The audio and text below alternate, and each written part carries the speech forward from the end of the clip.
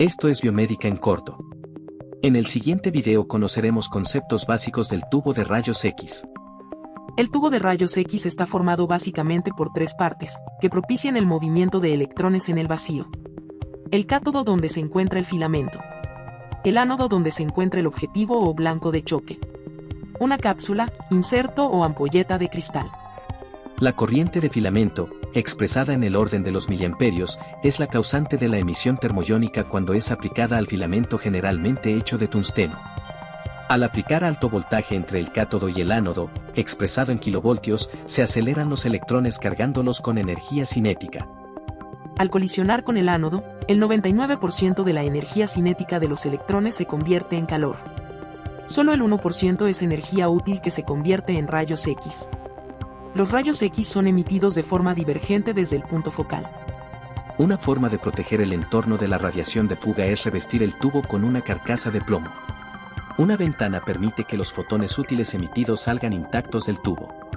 Mucho calor se acumula en el ánodo, sobre todo debido a radiación infrarroja, por lo que otra función del revestimiento es ser un tanque sellado donde se pueda contener un aceite de composición especial que permita el aislamiento y disipación de calor. Un ánodo de tipo rotatorio, por medio de inducción electromagnética, incrementa el área de choque en el ánodo y distribuye mejor el calor. La colimación es el método para evitar que se expongan al haz primario, las áreas circundantes a la región de interés del diagnóstico. Esto supone la segmentación del área de interés utilizando láminas de plomo móviles. Estas se encuentran contenidas en un dispositivo que proyecta la región de interés por medio de un mecanismo de láseres, luces y espejos. Otro elemento contenido en el colimador son los filtros de cobre, que sirven para bloquear la radiación suave del haz útil. La filtración inherente se refiere a la absorción de fotones de rayos X en su paso a través del envoltorio de vidrio o metal que recubre el tubo de rayos X.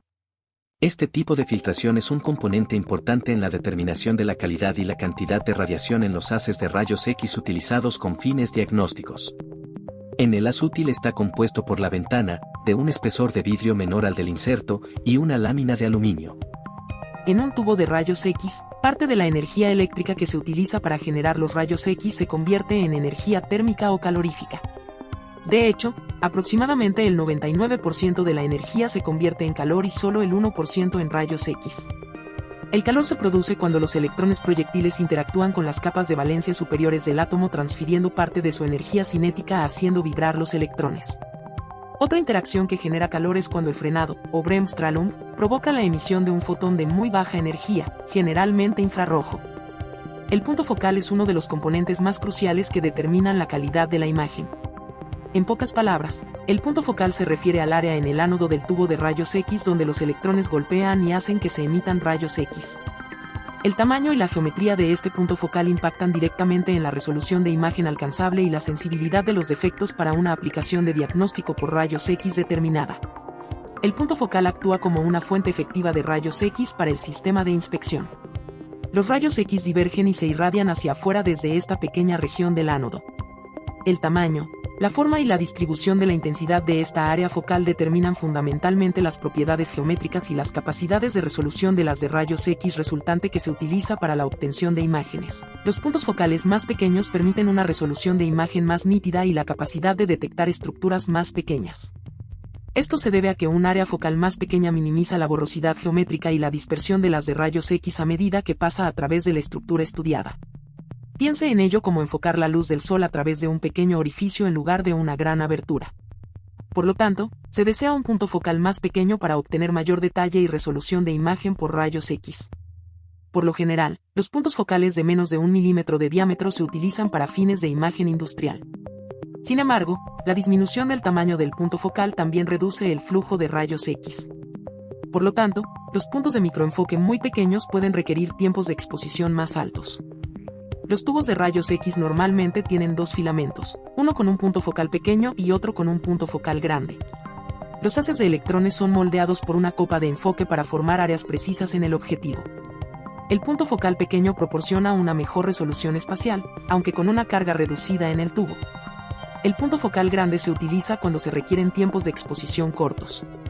La corriente del filamento varía de 2 a 5 amperios. El tamaño nominal del punto focal se mide en el centro del haz de radiación, perpendicular al eje del tubo. También se le conoce como el haz central. El tamaño se basa en milímetros, sin embargo, debido a las tolerancias, se expresa sin unidad. Si realizamos una exposición de una rejilla de prueba colocada en el receptor de imágenes, notaremos que la estructura de la rejilla se ve mejor en el lado del ánodo que en el lado del cátodo, por lo tanto, sigue el eje del tubo. Esto se debe al tamaño efectivo del punto focal, como se demuestra en las imágenes anteriores. El efecto es más evidente al utilizar un campo de imagen grande a una distancia corta. Para que este efecto sea menos visible, el eje del tubo de rayos X se alinea con el eje del paciente. Si te gustó el contenido, suscríbete y activa las notificaciones. Esto fue Biomédica en corto.